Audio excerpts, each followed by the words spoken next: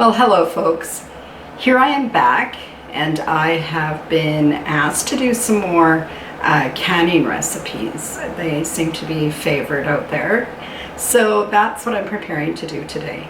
In fact, I'm going to do another, basically it's a dry canning recipe for a side dish of barbecued green beans. And I have started to gather everything here. I'm going to walk you through what I've done so far, because I have been busy chopping beans, green beans. And these green beans I didn't even buy, or I didn't even grow myself. I bought them at the grocery store.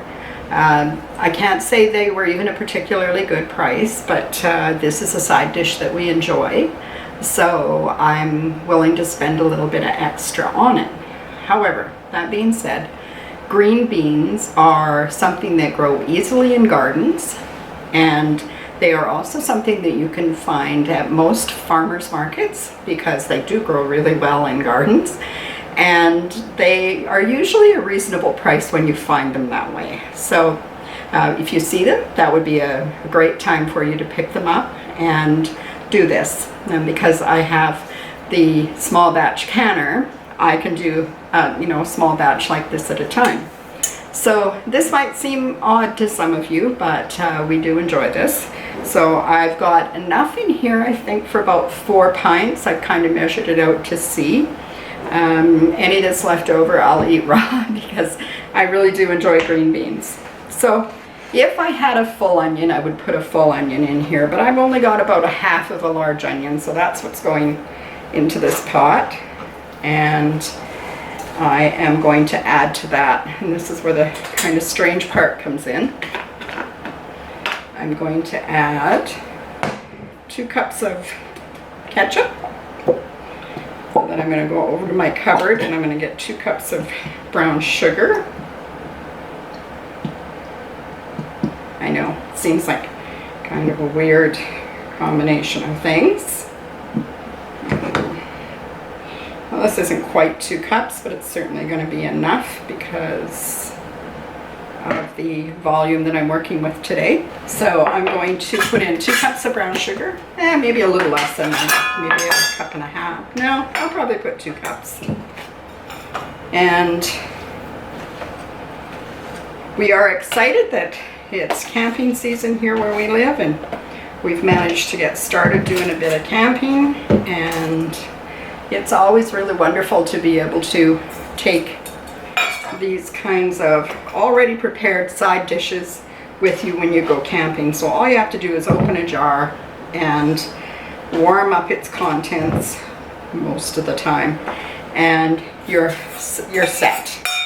So it takes a lot of the work out of camping, which all of us know is a lot more work than sometimes we bargain for if we're just trying to get away for a night or two. Now into this I'm going to add prepared mustard. I'm going to add 1/2 cup of prepared mustard. I know it seems kind of weird. That might be a little too much, so I'll reserve some back. There we go. And I'm going to just mix this. Looks like a mess. I'm just going to mix this all together.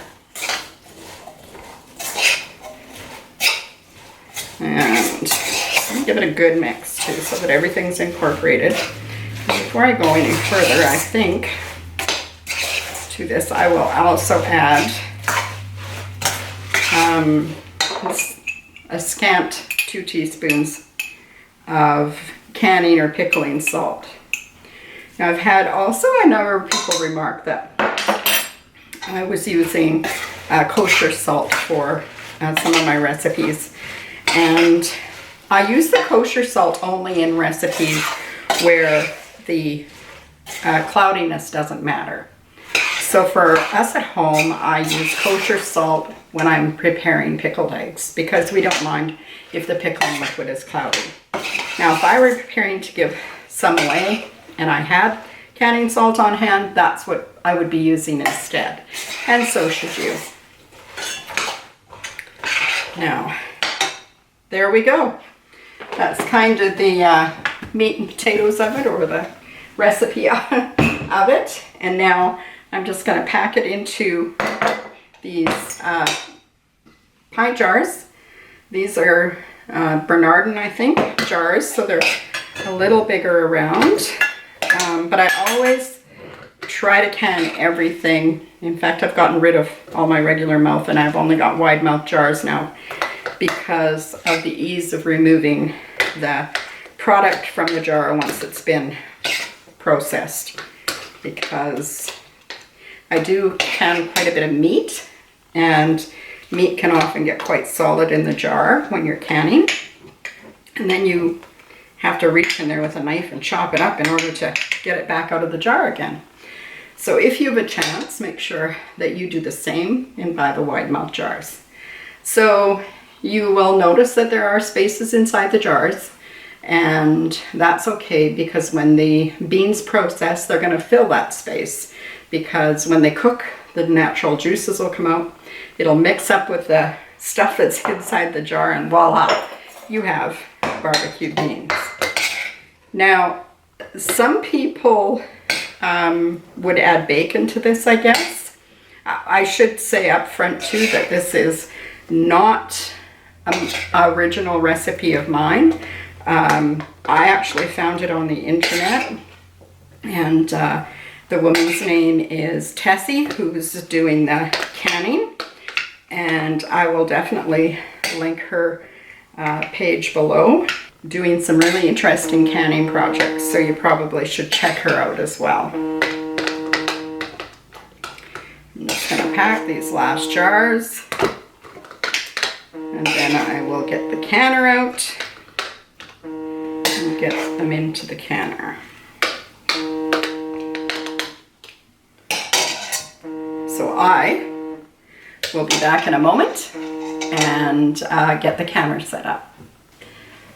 Now folks, right here I might give you a little reminder too that these jars, you shouldn't reef them down when you're putting the lids on them, because